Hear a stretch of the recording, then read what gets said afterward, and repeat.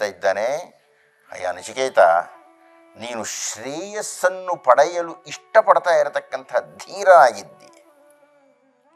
ಪ್ರೇಯೋ ಮಂದೋ ಯೋ ಕ್ಷೇಮಾದ್ವೃಣೀತೆ. ಈ ಪ್ರೇಯಸ್ಸನ್ನು ಕೇವಲ ಯೋಗ ಮತ್ತು ಕ್ಷೇಮ ಬೇಕು ಅನ್ನುವರು, ಇಲ್ಲದ್ದನ್ನು ಸಂಗ್ರಹಿಸುವವರು, ಸಂಗ್ರಹಿಸಿದ್ದನ್ನು ಜೋಪಾನ ಮಾಡತಕ್ಕಂಥ ಆಯೋ ಕ್ಷೇಮಿಗಳು ಬಯಸ್ತಾರೆ. ಆದರೆ ನೀನು ಶ್ರೇಯಸ್ಸನ್ನು ಬಯಸ್ತಾ ಇದ್ದೀಯೆ. ಆದ್ದರಿಂದ ನಾನು ಹೇಳುವುದನ್ನು ಕೇಳು. ಯಮಧರ್ಮರಾಯ ಹೇಳುವುದಕ್ಕೆ ಮುನ್ನ ನಚಿಕೇತ ಮತ್ತೊಂದು ಹೇಳಿಕೆಯನ್ನು ಹೇಳ್ತಾನೆ. ಅನ್ಯತ್ರ ಧರ್ಮಾತ್ ಅನ್ಯತ್ರ ಅಧರ್ಮಾತ್ ಅನ್ಯತ್ರ ಅಸ್ಮಾತ್ ಕೃತಾತ್ ಅನ್ಯತ್ರ ಭೂತಾಚ್ಚ ಭವ್ಯಾಚ್ಚ ಯತ್ತತ್ ಪಶ್ಯಸಿ ತದ್ವದ. ಈ ನಿಯಮವನ್ನು ಹೇಳ್ತಾನಂತ.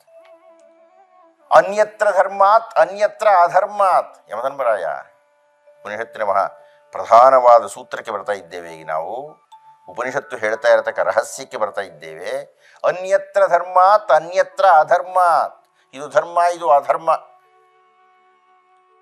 ಅದನ್ನು ಮೀರಿದ್ದು, ಅಥವಾ ಇದು ಮಾಡಬೇಕು ಇದು ಮಾಡಬಾರದು, ಕೃತಾಕೃತಾತ್ ಅದನ್ನು ಮೀರಿದ್ದು, ಅಥವಾ ಭೂತ ಭವಿಷ್ಯದ್ ವರ್ತಮಾನಗಳನ್ನು ಮೀರಿದ್ದು, ಅಂದರೆ ಕಾಲವನ್ನು ಮೀರಿದ್ದು. ತತ್ ಪಶ್ಯತಿ, ನೀನು ಯಾವುದನ್ನು ನೋಡಿದ್ದೀಯೋ ತದ್ವದ, ಅದನ್ನು ಹೇಳು. ಇದು ಬಹಳ ಸೂತ್ರಪ್ರಾಯವಾಗಿರತಕ್ಕಂಥ ಮಂತ್ರ ಇದು. ಅನ್ಯತ್ರ ಧರ್ಮಾತ್ ಅನ್ಯತ್ರ ಅಧರ್ಮಾತ್ ಅಂದರೆ ಧರ್ಮಾಧರ್ಮಗಳನ್ನು ಹೇಳ್ತಕ್ಕಂಥ ಯಾವುದ್ರಿ ನಮಗೆ? ವೇದಗಳು. ನಚಿಕೇತ ಕೇಳ್ತಾ ಇದ್ದಾನೆ, ವೇದವನ್ನು ಮೀರಿದ್ದು, ಕೃತಾತ್ ಇಂಥ ಕೃತ್ಯವನ್ನು ಮಾಡಬೇಕು, ಅಂಥ ಕೃತ್ಯವನ್ನು ಮಾಡಬಾರದು ಅಂತ ಹೇಳ್ತಕ್ಕಂಥದ್ದು ಯಾವುದು? ನಿಯಮಗಳು, ಸಾಮಾಜಿಕ ನಿಯಮಗಳು, ವೈದಿಕ ನಿಯಮಗಳು, ಅದನ್ನು ಮೀರಿದ್ದು. ಅನ್ಯತ್ರ ಭೂತಾಚ್ಚ ಭವ್ಯಾಚ್.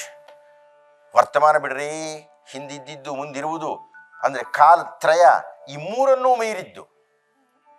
ಅಂದರೆ ಮಿತಿಗಳನ್ನೆಲ್ಲ ಮೀರಿದ ವಿಷಯ ಹೇಳಪ್ಪ ನೀನು ನನಗೆ. ವೈದಿಕವಾಗಿರತಕ್ಕಂಥ ವಿಷಯ, ನಿಯಮಬದ್ಧವಾಗಿರತಕ್ಕಂಥ ವಿಷಯ, ಕಾಲಕ್ಕೆ ಮಿತಿಯಾಗಿರತಕ್ಕಂಥ ವಿಷಯ ಅನ್ನೋದಲ್ಲ.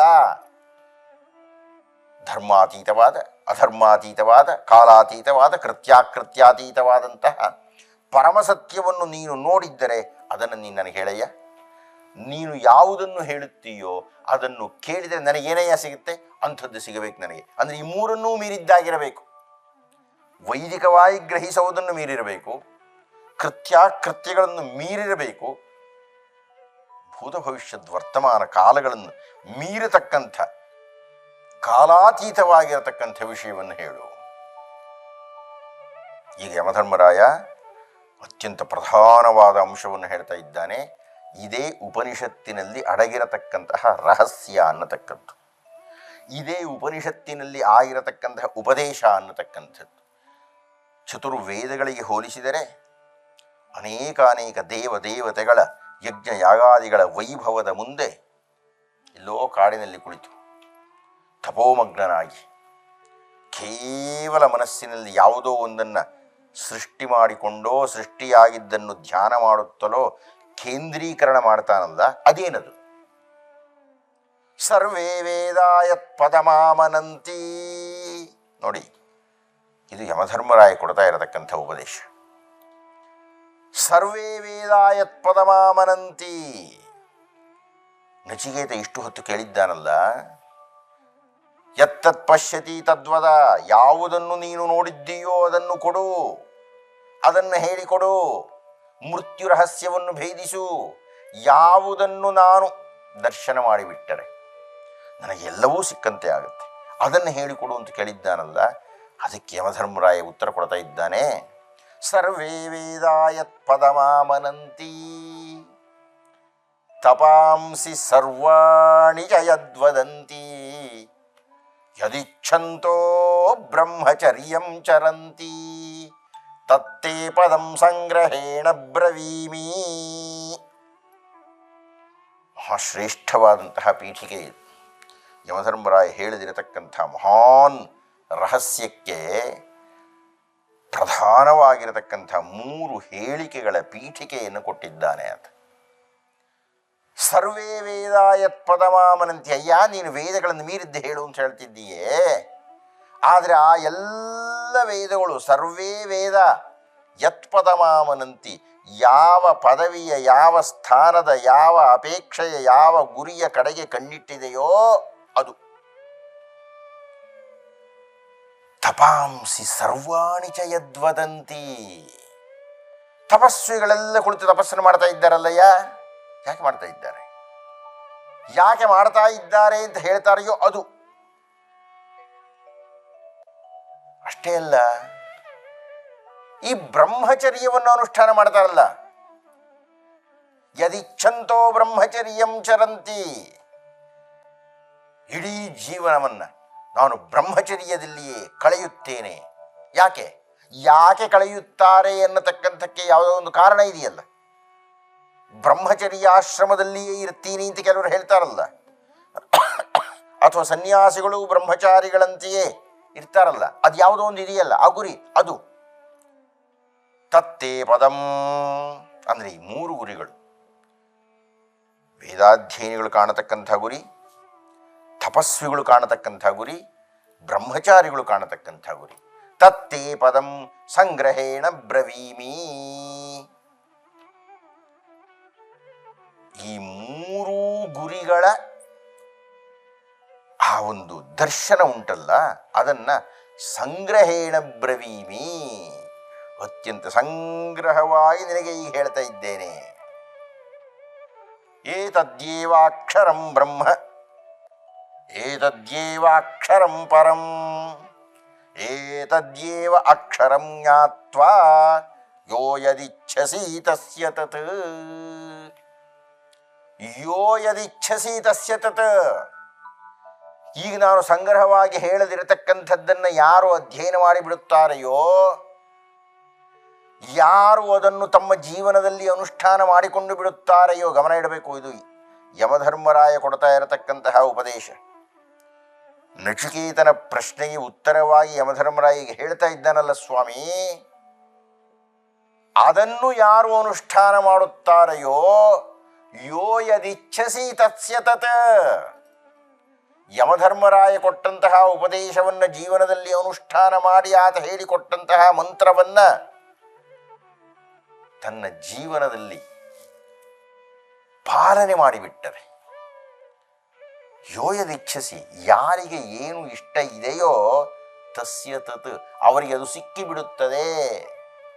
ವಿದ್ಯಾರ್ಥಿ ಯಮಧರ್ಮರಾಯ ಕೊಟ್ಟಂತಹ ಉಪದೇಶವನ್ನು ಪಾಲನೆ ಮಾಡಿದರೆ ಅತ್ಯದ್ಭುತವಾದ ವಿದ್ಯಾಭ್ಯಾಸ ಸಿಕ್ಕಿಬಿಡುತ್ತೆ. ಗೃಹಸ್ಥನಾಗಿರತಕ್ಕಂಥವನು ಅದನ್ನು ಅಧ್ಯಯನ ಮಾಡಿದರೆ ಅವನ ಮನೆ ಸುಭಿಕ್ಷವಾಗಿರುತ್ತೆ. ಸನ್ಯಾಸಿಯೊಬ್ಬನು ಅದನ್ನು ಅಧ್ಯಯನ ಮಾಡಿಬಿಟ್ಟರೆ ಅದರ ಸಾಕ್ಷಾತ್ಕಾರವಾಗಿಬಿಡುತ್ತೆ. ವ್ಯಾಪಾರಿಯೊಬ್ಬ ಅದನ್ನು ಅಧ್ಯಯನ ಮಾಡಿದರೆ ಅವನ ಸಂಪತ್ತು ಹೆಚ್ಚುತ್ತೆ.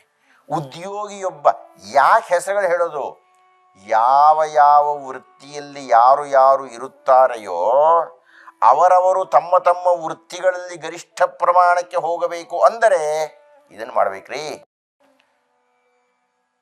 ಏತದ್ಯೇವ ಅಕ್ಷರಂ ಬ್ರಹ್ಮ, ನಾನೀಗ ಹೇಳದಿರತಕ್ಕಂಥದ್ದು ಬ್ರಹ್ಮನ್ ಕಣಪ್ಪ ಅಂತ ಇದ್ದಾನೆ ಯಮಧರ್ಮರಾಯ. ಏತದ್ಯೇವ ಅಕ್ಷರಂ ಪರಂ, ಇದು ನಾನು ಹೇಳಬಹುದಾದಂಥ ಉಪದೇಶಗಳ ಖೇಚರ, ಅತ್ಯಂತ ಶ್ರೇಷ್ಠವಾದದ್ದು. ಏತದ್ಯೇವ ಅಕ್ಷರಂ ಜ್ಞಾತ್ವಾ, ಯಾರು ಇದನ್ನು ಅರ್ಥ ಮಾಡಿಕೊಳ್ಳುತ್ತಾರೆಯೋ, ಜ್ಞಾತ್ವಾ ತಿಳ್ಕೊಳ್ತಾರೆಯೋ, ಯೋ ಯದಿಚ್ಛಸಿ ತಸ್ಯ ತತ್, ಯಾರಿಗೆ ಏನು ಬೇಕಿದೆಯೋ ಅದು ಸಿಕ್ಕಿಬಿಡುತ್ತೆ. ಏತದ್ಯೇವ ಅಕ್ಷರಂ ಆಲಂಬನಂ ಶ್ರೇಷ್ಠಂ, ಈ ಅಕ್ಷರ ಇದೆಯಲ್ಲ, ಇಷ್ಟು ಹೇಳಲಿರತಕ್ಕ, ಇನ್ನು ಯಮಧರ್ಮರಾಯ ಹೇಳಿಲ್ಲ, ಯಾವ ಅಕ್ಷರವನ್ನು ಹೇಳುತ್ತಿದ್ದಾನೆಯೋ ಅದು. ಏತದ್ಯೇವ ಅಕ್ಷರಂ ನಾನು ಸೇರಿಸ್ತಾ ಇದ್ದೇನೆ. ಏತದ್ಯೇವ ಅಕ್ಷರಂ, ಅಕ್ಷರಂ ಬಿಡಿ, ಏತದ್ಯೇವ ಆಲಂಬನಂ ಶ್ರೇಷ್ಠಂ, ನಾವು ಏನನ್ನಾದರೂ ಆಧರಿಸಲಿಕ್ಕೆ ಅತ್ಯಂತ ಶ್ರೇಷ್ಠವಾಗಿರತಕ್ಕ ಆಧಾರ ಇದು. ಏತದ್ಯೇವ ಆಲಂಬನಂ ಪರಂ, ನಾವು ಯಾರನ್ನಾದರೂ ಆಧರಿಸಿ ನಿಮ್ಮನ್ನು ನಂಬಿ ನಾವು ಮುಂದೆ ಹೋಗ್ತಾ ಇದ್ದೇವ್ರಿ ಅಂತ ಹೇಳ್ತೀವಲ್ಲ, ಅಂತಹ ನಂಬಿಕೆಗೆ ಅತ್ಯಂತ ಶ್ರೇಷ್ಠವಾದ ನಂಬಿಕೆ ಇದು. ಏತದ್ಯೇವ ಆಲಂಬನಂ ಜ್ಞಾತ್ವಾ ಬ್ರಹ್ಮಲೋಕೆ ಮಹೀಯಸಿ. ಅಯ್ಯ ನಚಿಕೇತ, ಹಿಂದೆ ಹೇಳಿದೆ ನಾನು ಯೋ ಯದಿಚ್ಛಸಿ ತಸ್ಯ ತತ್ ಅಂತ, ನೀನು ಏನು ಬಯಸ್ತೀಯೋ ಅದು ಸಿಗುತ್ತೆ ಅಂತ. ಆದರೆ ಇನ್ನೊಂದು ಹೆಜ್ಜೆ ಮುಂದೆ ಹೋಗಿ ಹೇಳ್ತಾ ಇದ್ದೇನೆ, ಬ್ರಹ್ಮಲೋಕೆ ಮಹೀಯಸಿ. ಯಾರು ಇದನ್ನು ಅರ್ಥ ಮಾಡಿಕೊಳ್ಳುತ್ತಾರೆಯೋ ಅವರಿಗೆ ಬ್ರಹ್ಮಲೋಕದಲ್ಲಿಯೂ ಮಹತ್ವಪೂರ್ಣವಾದ ಸ್ಥಾನ ಇರುತ್ತೆ. ಅವರನ್ನು ಬ್ರಹ್ಮಲೋಕದ ಅಂದರೆ ಸತ್ಯಲೋಕದ ಮಂದಿ ಕೊಂಡಾಡ್ತಾರೆ, ಬೆಲೆ ಕೊಡ್ತಾರೆ. ಯಮಧರ್ಮರಾಯ ಇಷ್ಟೆಲ್ಲ ಹೇಳಿದ ಮೇಲೆ ಅದನ್ನು ನಾವು ತಿಳ್ಕೊಳ್ಬೇಕಲ್ರಿ. ಅದು ಮಹಾಮಾನ್ಯವಾದ್ದಲ್ವೇನ್ರಿ? ಮತ್ತೊಮ್ಮೆ ಗಮನಿಸಿ, ತತ್ತೇ ಪದಂ ಸಂಗ್ರಹೇಣ ಬ್ರವೀಮಿ ಯಮ ಹೇಳ್ತಾ ಇದ್ದಾನೆ. ಆ ಮೂರು ಉಂಟಲ್ಲ, ಸರ್ವೇ ವೇದ ಯತ್ ಪದಮಾಮನಂತಿ ತಪಾಂಸಿ ಸರ್ವಾಣಿ ಚೇದ್ವದಂತಿ ಯದಿಚ್ಛಂತೋ ಬ್ರಹ್ಮಚರ್ಯಂ ಚರಂತಿ ತತ್ತೇ ಪದಂ ಸಂಗ್ರಹೇಣ ಬ್ರವೀಮಿ. ಆ ಮೂರು ಗುರಿಗಳ, ಆ ಮೂರು ಸಾಧನೆಗಳ, ಆ ಮೂರು ದರ್ಶನಗಳ ಸಾಧನೆಗಾಗಿ, ಅದನ್ನು ಗಳಿಸಲಿಕ್ಕಾಗಿ ಯಾವುದನ್ನು ಮಾಡಬೇಕು ಅನ್ನುವುದನ್ನು ಸಂಗ್ರಹೇಣ ಬ್ರವೀಮಿ, ಅತ್ಯಂತ ಸಂಗ್ರಹವಾಗಿ ಹೇಳ್ತಾ ಇದ್ದೇನೆ. ಗಮನ ಇಟ್ಟು ಕೇಳು ನಾನೇನು ಹೇಳ್ತಾ ಇದ್ದೇನೆ ಅಂತ. ಆತ್ಮೀಯರೇ, ಯಮಧರ್ಮರಾಯ ಏನು ಹೇಳಲಿದ್ದಾನೋ ಅದೇ ಉಪನಿಷತ್ತಿನ ರಹಸ್ಯ. ಯಮಧರ್ಮರಾಯ ಯಾವ ಉಪದೇಶವನ್ನು ಕೊಡ್ತಾ ಇದ್ದಾನೆಯೋ ಅದನ್ನು ನಾವು ಸ್ವೀಕಾರ ಮಾಡಿಬಿಟ್ಟರೆ, ಅದನ್ನು ನಾವು ನಮ್ಮ ಜೀವನದಲ್ಲಿ, ಅಂದರೆ ಈಗ ಯಮ ಹೇಳ್ತಾ ಇರತಕ್ಕಂಥದ್ದನ್ನು ದಿವಸಕ್ಕೊಂದು 1008 ಬಾರಿ ಜಪ ಮಾಡಿದ್ದೇವೆ ಅಂತ ಇಟ್ಕೊಳ್ಳಿ. ಯಮಧರ್ಮರಾಯ ಹೇಳಿರತಕ್ಕಂಥ ಒಂದು ಉಂಟಲ್ಲ, ಅದೇ ಬ್ರಹ್ಮನ್ ಅಂತ ಹೇಳ್ತಾ ಇದ್ದಾನೆ, ಅದೇ ಖೇಚರ ಅಂತ ಹೇಳ್ತಾ ಇದ್ದೇನೆ, ಅದೇ ಸರ್ವಶ್ರೇಷ್ಠ ಅಂತ ಹೇಳ್ತಾ ಇದ್ದೇನೆ. ಏನು ಹೇಳ್ತಾ ಇದ್ದೇನೆ ಯಮ? ತತ್ತೇ ಪದಂ ಸಂಗ್ರಹೇಣ ಬ್ರವೀಮಿ. ಏನಪ್ಪ?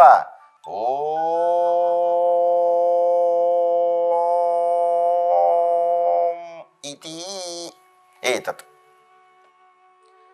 ಯಮಧರ್ಮರಾಯ ಉಪದೇಶ ಕೊಟ್ಟ. ಓಂ ಅಂದರೆ ಕಠೋಪನಿಷತ್ತಿನಲ್ಲಿ ವಾಜಶ್ರವಸ್ನ ಯಜ್ಞದಿಂದ ಆರಂಭ ಆಗಿ ಯಾವುದೋ ಒಂದು ಕಥಾನಕದಿಂದ ಆರಂಭವಾದಂತಹದ್ದು ಓಂಕಾರದ ಅರ್ಥಕ್ಕೆ ಹೋಗಿ ನಿಲ್ಲುತ್ತದೆ. ಈ ಓಂಕಾರ ಅಂದರೆ ಏನ್ರಿ? ಹಾಗಾದರೆ ಈ ಓಂಕಾರ ಅಂದರೆ ಏನು ಅನ್ನತಕ್ಕಂಥದ್ದನ್ನು ಮಾಂಡೂಕ್ಯೋಪನಿಷತ್ತು ನಿರ್ದುಷ್ಟ ಮಾಡುತ್ತೆ. ನಮ್ಮಲ್ಲಿರತಕ್ಕಂಥ 10 ಉಪನಿಷತ್ತುಗಳಲ್ಲಿ ಮಾಂಡೂಕ್ಯ ಉಪನಿಷತ್ತು ಅನ್ನತಕ್ಕಂಥದ್ದು ಅತ್ಯಂತ ಪುಟಾಣಿಯಾಗಿರತಕ್ಕಂಥ ಉಪನಿಷತ್ತು. ಕೇವಲ 12 ಮಂತ್ರಗಳು ಇರತಕ್ಕಂಥ ಉಪನಿಷತ್ತು ಮಾಂಡೂಕ್ಯೋಪನಿಷತ್ತು. ಹಾಗೆ ನೋಡಿದರೆ ಈ 12 ಮಂತ್ರಗಳ ಮಾಂಡೂಕ್ಯೋಪನಿಷತ್ತನ್ನು ಭಗವತ್ಪಾದರು ಭಾಷ್ಯವನ್ನು ಬರೀತಾ ವೇದಾಂತಾರ್ಥ ಸಾರ ಸಂಗ್ರಹ ಅಂತ ಕರೆದಿದ್ದಾರೆ ಇದನ್ನು. ಅಷ್ಟೇ ಅಲ್ಲ, ಈ ಮಾಂಡೂಕ್ಯೋಪನಿಷತ್ತಿಗೆ ಪ್ರಪ್ರಥಮವಾಗಿ ಭಗವತ್ಪಾದರ ಗುರುಗಳು, ಭಗವತ್ಪಾದರ ಗುರುಗಳು ಗೋವಿಂದ ಭಗವತ್ಪಾದರು, ಅವರ ಗುರುಗಳು ಗೌಡಪಾದಾಚಾರ್ಯರು. ಗೌಡಪಾದಾಚಾರ್ಯರು ಮೊಟ್ಟ ಮೊದಲ ಬಾರಿಗೆ ಈ ಮಾಂಡೂಕ್ಯೋಪನಿಷತ್ತಿಗೆ ಕಾರಿಕೆಗಳನ್ನು ವಿರಚನೆ ಮಾಡಿದ್ದಾರೆ. ಆ ಮಾಂಡೂಕ್ಯ ಕಾರಿಕೆಗಳೇ ಅತ್ಯಂತ ಪ್ರಸಿದ್ಧವಾದಂತಹ ಅದ್ವೈತ ಶಾಸ್ತ್ರದ ತಳಹದಿ ಇದ್ದಂತೆ. ಆ ಮಾಂಡೂಕ್ಯ ಕಾರಿಕೆಗಳನ್ನು ಅಧ್ಯಯನ ಮಾಡಿದಂತಹ ಭಗವತ್ಪಾದರು ಆ ಗುರುಗಳನ್ನು ಕೊಂಡಾಡ್ತಾರೆ. ಎಂಥವರಯ್ಯ ಅವರು? ನಮ್ಮ ಗುರುಗಳಾಗಿರತಕ್ಕಂಥವರು ಎಂತಹ ಶ್ರೇಷ್ಠವಾಗಿರತಕ್ಕಂತಹ ಮಾಂಡೂಕ್ಯ ಕಾರಿಕೆಗಳನ್ನು ವಿರಚನೆ ಮಾಡಿಬಿಟ್ಟಿದ್ದಾರೆ ಅಂದರೆ, ಈ ಭೂತಗಳಿಗೆ ಅಜ್ಞಾನ ಅನ್ನತಕ್ಕಂಥದ್ದಿದ್ದಾಗ, ಮೃತ್ಯುವಿನ ಮಧ್ಯದಲ್ಲಿ ಇದ್ದಾಗ ಅವರ ಆ ಮೃತ್ಯು ಭಯವನ್ನು ತಪ್ಪಿಸಲಿಕ್ಕಾಗಿ ನಮ್ಮ ಗುರುಗಳು ಈ ಒಂದು ಕಾರಿಕೆಗಳನ್ನು ಸೃಷ್ಟಿ ಮಾಡಿದ್ದಾರೆ ಕಣಯ್ಯ. ಪ್ರಜ್ಞಾ ವೈಶಾಖಮಂತಃ ಕ್ಷಭಿತ ಜಲನಿಧೇರ್ ವೇದನಾಮ್ನೋಂತರಸ್ಥಂ ಭೂತಾನ್ಯಾಲೋಕ್ಯಮಗ್ನಾನ್ಯವಿರತ ಜನನಗ್ರಾಹ ಘೋರೇ ಸಮುದ್ರೇ ಕಾರುಣ್ಯಾದುದ್ಧರಾಮೃತಮರೈರ್ ದುರ್ಲಭಂ ಭೂತಹೇತೋ.